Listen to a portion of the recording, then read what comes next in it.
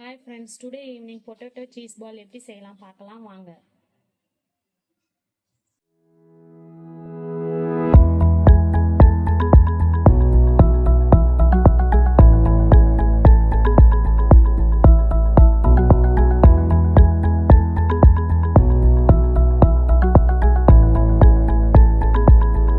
Video உள்ள போலாம். Potato cheese ball செய்ய தேவையான பொருட்கள் என்னென்ன வாங்க பார்க்கலாம். நான் மீடியம் சைஸ் உருளைக்கிழங்கு அரிஞ்சு வேக வச்சு எடுத்து வச்சுருக்கேன். கார்ன்ஃப்ளவர் மாவு கொஞ்சம், மைதா மாவு, பெப்பர் பவுட்ரு, ரெட் கம்ஸு, நான் சீஸ் வந்து 4 கியூப் எடுத்து வச்சுருக்கேன். அரிசி மாவு கொஞ்சம் எடுத்து வச்சுருக்கேன். தனி மிளகாய், உப்பு தேவையான அளவு எடுத்துக்கலாம். எண்ணெய் தேவையான அளவு எடுத்துக்கலாம். இதுதான் தேவையான பொருட்கள்.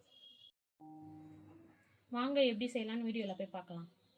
ஒரு அகலமான பாத்திரம் எடுத்து வச்சிக்கின்னு வேக வச்ச உருளைக்கிழங்கு நம்ம மசிச்சு போட்டுக்கலாம்.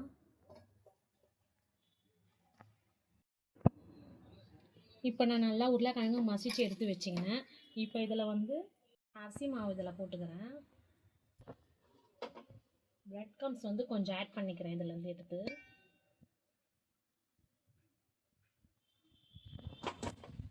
இதை நல்லா பிசைஞ்சு விட்டுக்கலாம்.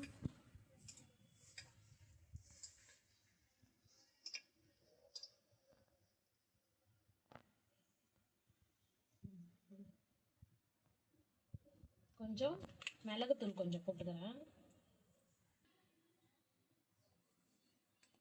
தனி மிளகாத்தூள் 1/2 ஸ்பூன் போட்டுக்கிறேன். நல்லா போட்டு பிசைஞ்சிக்கிறேன். உப்பு தேவையான அளவுக்கு போட்டுக்கிறேன். இப்போ இது நல்லா பிசைஞ்சிட்டு பார்க்கலாம். இப்போ பொட்டேட்டோ சீஸ் பால் செய்யறதுக்கு நமக்கு மாவு ரெடி ஆயிடுச்சு. இப்போ நான் மைதா மாவும் கார்ன்ஃப்ளவர் மாவும் தண்ணி ஊற்றி கரைச்சி எடுத்து வச்சுக்கிறேன் ரெடியாக. நீங்களும் அது மாதிரி கரைச்சி எடுத்து வச்சுக்கோங்க. சீஸ் இந்த மாதிரி க்யூபாக கட் பண்ணி நாங்கள் எடுத்து வச்சுருக்கோம். இப்போ நம்ம பிசைஞ்சு வச்சுக்கிற மாவுலேருந்து ஒரு சின்ன உருண்டை ஒன்று எடுத்துக்கலாம்.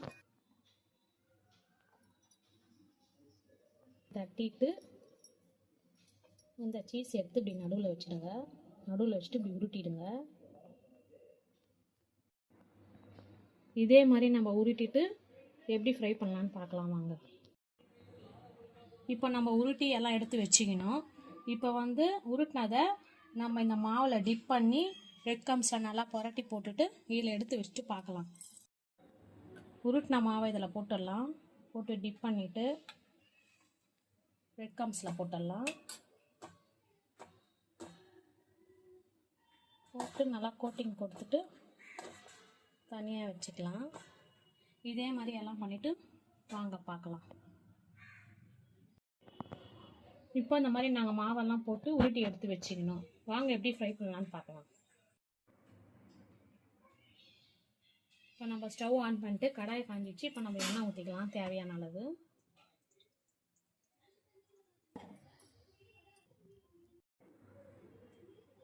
இப்போ எண்ணெய் காஞ்சிச்சு நம்மளுக்கு, நம்ம போட்டுக்கலாம்.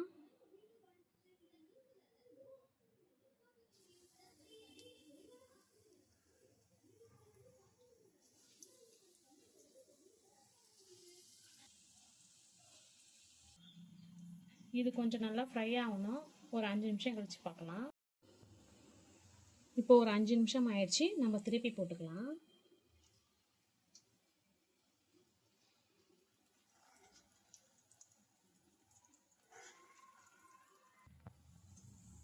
இப்போ நம்ம திருப்பி போட்டுட்டோம். 2 சைடும் நல்லா கோல்டன் ஃப்ரை வந்துட்ட பிறகு நம்ம எடுத்துக்கலாம். இப்போ இது வந்து ப்ரௌன் கலரில் ஆயிடுச்சு. நம்ம கரெக்டான பதம் வந்துச்சு. நம்ம எடுத்துக்கலாம்.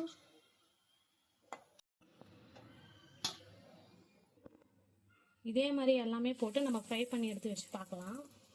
இப்போ நமக்கு பொட்டேட்டோ சீஸ் பால் ரெடி ஆயிடுச்சு. இப்போ நான் உங்களுக்கு ஒன்று எடுத்து காட்டுறேன் பாருங்கள். அப்படியே சீஸ் மெல்ட் ஆகி அப்படியே ஊற்றும். பொட்டேட்டோ சீஸ் பாலை நீங்கள் சாஸும் மயோனஸோடு வச்சு சாப்பிடும் போது சூப்பராக இருக்கும். இந்த வீடியோ ரெசிபி பிடிச்சிருந்தா ஷேர் பண்ணுங்கள், லைக் பண்ணுங்கள், சப்ஸ்கிரைப் பண்ணுங்கள். தேங்க்ஸ் ஃபார் வாட்சிங்.